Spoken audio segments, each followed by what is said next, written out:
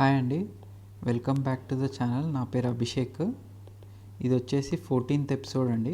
14th episode మన Telangana state formation సిరీస్లో ఇది వచ్చేసి 14th ఎపిసోడ్. అరే వీడేంద్ర బాబు మళ్ళీ ముల్కీ గురించి చెప్తున్నాడు అని మీరు అనుకోవద్దు. ఇది ఇక లాస్ట్ ఎపిసోడ్ అండి ముల్కీ మీద. ఎందుకంటే నేను ముల్కీ మీద ఎందుకు ఇన్ని ఎపిసోడ్స్ చేసిన, దగ్గర 5-6 ఎపిసోడ్స్ చేసినామండి. దగ్గర 5-6 ఎపిసోడ్స్ ముల్కీ మీదనే చేసినాం. అసలు ఎందుకు చేసినా అని మీకు అసలు ముందు కూడా చెప్పినా కదా, ఇది ఒక కోర్ కాన్సెప్ట్. అసలు మొత్తం తెలంగాణ ఇష్యూ అనేది ఒక ముల్కీ అనే కాన్సెప్ట్ మీద, అనే కోర్ కాన్సెప్ట్ మీద ఆధారపడి ఉంటుంది అని నా అభిప్రాయం అది. ఎందుకంటే జాబ్స్, ఎంప్లాయ్మెంట్, స్టూడెంట్స్, ఇవన్నిటికీ ముల్కీ, నాన్ ముల్కీ ఇష్యూ అనేది ఇది చాలా కోర్ అని నా ఫీలింగ్ అది. సో మీకు ఈ కాన్సెప్ట్ అర్థమైతే ఫ్యూచర్లో ఏమన్నా any question and answer based on Telangana formation, Telangana state issues, వాటికి జరిగిన వయలేషన్ రిలేటెడ్ కూడా మీరు ఈ పాయింట్స్ వాడుకోవచ్చు. ముల్కీ వయలేషన్స్ జరిగినాయి, ముల్కీ రూల్స్ వయలేషన్స్ జరిగినాయి బాగా అని చెప్పేసి మీరు ఎనీ ఆన్సర్లో మీరు ఈ పాయింట్స్ పెట్టొచ్చు. అది నా పాయింట్ ఇక్కడ. సో ఇంకా ఎనీహౌ ఇది లాస్ట్ ఎపిసోడ్ అండి. దీని తర్వాత మనము నెక్స్ట్ వచ్చేసి ఎంప్లాయ్మెంట్ పాలసీస్ ఆఫ్ తర్వాత హైదరాబాద్ మర్జర్ ఉంటుంది. Hyderabad merger into Indian union, ఇది కూడా important both in terms of Telangana history and Telangana state formation. So ఇది చూద్దాం నెక్స్ట్ ఎపిసోడ్ నుంచి. ఈరోజు అయితే మనం బేసిక్గా ముల్కీ కాన్సెప్ట్ మొత్తం ఫినిష్ చేసేద్దాము. ఇవి ఇంతకుముందు ఏం చూసినాం మనం? Mulki non mulki issue, non mulki origins, evolution, ఫర్మాన్స్, 1919 ఫర్మాను, 1919 ఫర్మాను, 1933 ఫర్మాను, తర్వాత ముల్కీ లీగ్ కానీ ఇవన్నీ చూసుకున్నాం కదా. లాస్ట్ వచ్చేసి ముల్కీ డెఫినేషన్. నేను ఇది ఎందుకు తీసుకుంటున్నా అంటే మన సిలబస్లో ఎక్స్క్లూజివ్గా ముల్కీ డెఫినేషన్ అని మన సిలబస్లో ఉంది. అందుకే దీని గురించి డిస్కస్ చేస్తున్నా. ఫస్ట్ నుంచి నేను చెప్తున్నా కదండి, ఇది ముల్కీ అంటే బేసిక్గా ఇట్స్ లోకల్ ఆర్ నేటివ్ అని అర్థం. Or he might be an inhabitant, he or she might be an inhabitant or a domicile. ఇది బేసిక్ డెఫినేషన్. మనకు అందరికి తెలుసు ముల్కీ అంటే. అసలు గవర్నమెంట్ పరంగా కానీ ఒక అథారిటీ పరంగా కానీ డెఫినేషన్ అనేది ఎక్కడి నుంచి డిఫైన్ అవుతూ వచ్చిందంటే, ఫస్ట్ టైం 1888లో ముల్కీ గెజెట్ చూసినాం కదా మనం. 1888లో ముల్కీ గెజెట్ అని ఒకటి రిలీజ్ చేసినారు అప్పటి నిజాం. ఎప్పుడు 1888 అంటే 6th నిజామే కదా. 6th నిజాం టైం లైన్ గుర్తుపెట్టుకోవాలండి. 1869 to 1911 6th నిజాం మహబూబ్ అలీ ఖాన్. ఆ టైంలో ఈ ముల్కీ గెజెట్ వచ్చింది 1888.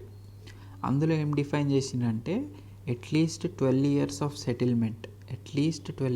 సెటిల్మెంట్ ఉంటే మీరు ముల్కీ కింద కన్సిడర్ చేస్తారనమాట. So Mulki was defined as something where a person lives in or settles in Hyderabad for at least 12 years అని డిఫైన్ చేసిండ్రు ముల్కీని. ఫస్ట్ డెఫినేషన్ అది ఉండే. మనం కాంప్రిహెన్సివ్గా 7th నిజాము ఉస్మాన్ అలీ ఖాన్ 7th నిజాము ఆయన కాంప్రిహెన్సివ్గా ఒక డెఫినేషన్ ఇచ్చిండు. ఇది 1919 ఫర్మాన్లో ఇంకా 1933 ఫర్మాన్లో this was defined completely. Mulki అనే డెఫినేషన్ని కంప్లీట్గా డిఫైన్ చేయడం జరిగింది. దానికి ఫైనల్గా ఒక రూపురేఖలు అంటారు కదా, ఫైనల్గా ఒక డెఫినేషన్ కింద వచ్చింది. ఏది మన 7th నిజాం ఈ ఫర్మాన్స్ నుంచి. సో ఆ డెఫినేషన్ అనేది చూద్దాం. Who is treated as a mulki. ఈ 4 కండిషన్స్లో ఎవరైనా ఏ కండిషన్ మీరు సాటిస్ఫై చేసినా you are treated as a mulki. It's a basic definition of mulki అన్నట్టు. So if you are born in Hyderabad, obviously ఇప్పుడు నువ్వు ఇక్కడే పుట్టుంటే నువ్వు ఆబ్వియస్గా ముల్కీ. అది ఒక కండిషనా. ఆర్ అంటే ఎనీ వన్ అంటున్నా. ఇది ఈ కండిషన్ సాటిస్ఫై కావాలి, సెకండ్ సాటిస్ఫై కావాలి అంటలేను. ఎనీ వన్ కండిషన్ సాటిస్ఫై అయితే he or she can be treated as a Mulki. Okay. Second condition వచ్చేసి lived in Hyderabad for 15 years and became a permanent resident. అంటే 15 years కంటిన్యూస్గా హైదరాబాద్లోనే ఉంటూ అక్కడ పర్మనెంట్ రెసిడెంట్గా ఉంటే, అక్కడ అంటే హైదరాబాద్ స్టేట్లో పర్మనెంట్ రెసిడెంట్గా ఉంటే మీరు ముల్కీ కింద కన్సిడర్ చేస్తారు.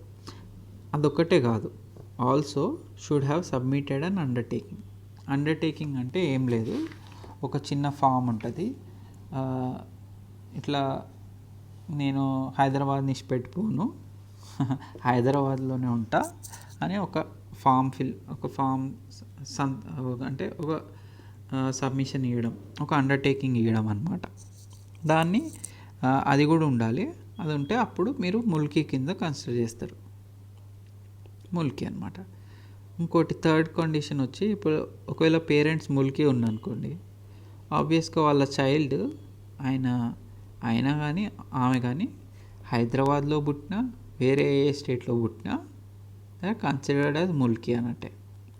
అదొక కండిషన్. ఇంకోటి ఏంటంటే, if death of A non Mulki husband of A Mulki women.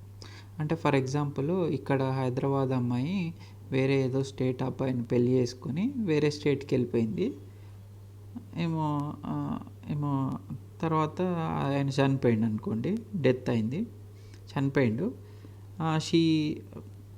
ఒకవేళ షీ వాస్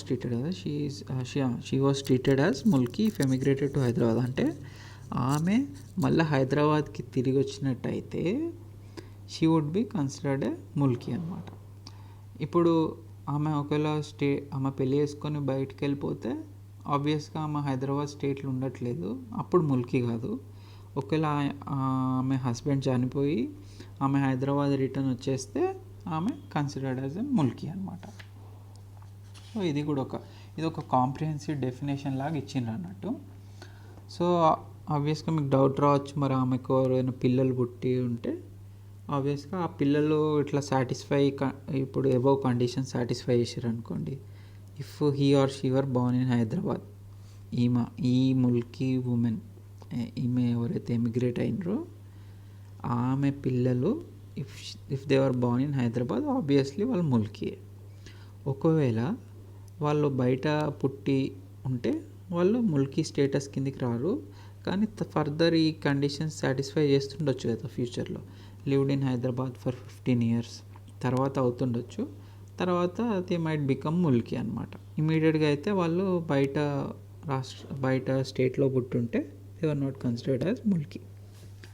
సో ఇది ఒక కాంప్రిహెన్సివ్ డెఫినేషన్ అనమాట. ఇట్లా ముల్కీ సర్టిఫికెట్స్ ఇచ్చేది అన్నట్టు. ముల్కీ సర్టిఫికెట్స్ అయితే ఎవరు ఇచ్చేది? కలెక్టర్ క్యాడర్ ఆఫీసర్ నుంచి. They are delegated to give these, అంటే to issue these mulki identification certificates అంటారు, ముల్కీ సర్టిఫికెట్స్ అని అంటారు. సో ఇది అన్నట్టు కలెక్టర్ క్యాడర్ ఆఫీసర్ నుంచి ఇస్తారు. ఒకవేళ ఏమైనా డిస్ప్యూట్, ఏదైనా రాంగ్ ఇన్ఫర్మేషన్ ఉంటే వాళ్ళు సుబేదార్కి అప్లై చేసుకుంటారు, ఆయన డెసిషన్ ఫైనల్ ఉంటుంది. సో ఇది అన్నట్టు. సో ముల్కీ డెఫినేషన్ కంప్లీట్ చేసుకున్నాం ఈరోజు. ఈ ఎపిసోడ్లో ముల్కీ డెఫినేషన్ అయిపోయింది. ఇంకా ముల్కీ కాన్సెప్ట్స్ అంటే మనకి అన్నీ కవర్ అయిపోయినాయండి మ్యాక్సిమం. తర్వాత ఇంకా ముల్కీ యాజిటేషన్ 1952 ఇవన్నీ తర్వాత ఫర్దర్ పోతుంటే వస్తూ ఉంటాయి. కానీ బేసిక్ ముల్కీ కాన్సెప్ట్ మీకు ఆరిజిన్స్ కాడి నుంచి ఎవల్యూషను ఎట్లా ఎవాల్వ్ అయింది కాన్సెప్ట్ ఏది, దాని డెఫినేషన్ ఏంది, వేరియస్ డెఫినేషన్ అంటే మామూలు డెఫినేషన్ కాకుండా definitions by the government are authorities. Next Mulki league గురించి చూసినాం. ఇట్లా చాలా ముల్కీ కాన్సెప్ట్కి సంబంధించి చాలా చూసినాం. ఇది మనకి Group 1 as well as Group 2 రెండిటికి యూజ్ అవుతుంది. సో నేను అప్పుడప్పుడు క్విజెస్ పెడతా ఉన్నా, గ్రూప్ 2 కొంచెం రిలేటెడే క్విజెస్ పెడతా ఉన్నా. క్విజ్ అంటే కమ్యూనిటీ పోస్ట్లలో వాటిలలో పోస్ట్ చేస్తూ ఉంటా. మీరు అప్పుడప్పుడు మీరు టైం దొరికినప్పుడు ఆన్సర్ చేస్తూ ఉండండి, అది హెల్ప్ అవుతుంది. అండ్ ఫర్దర్గా నెక్స్ట్ ఎపిసోడ్లో మనము మర్జర్ చూద్దాము, merger of Hyderabad into Indian union.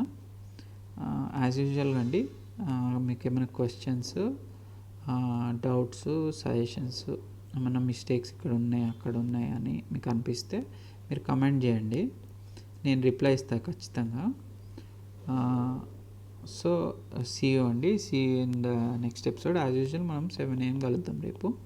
ఈరోజు కొంచెం లేట్ అయింది కానీ రేపు 7 AM లోపే కలుద్దాం. థ్యాంక్స్ అండి. See you.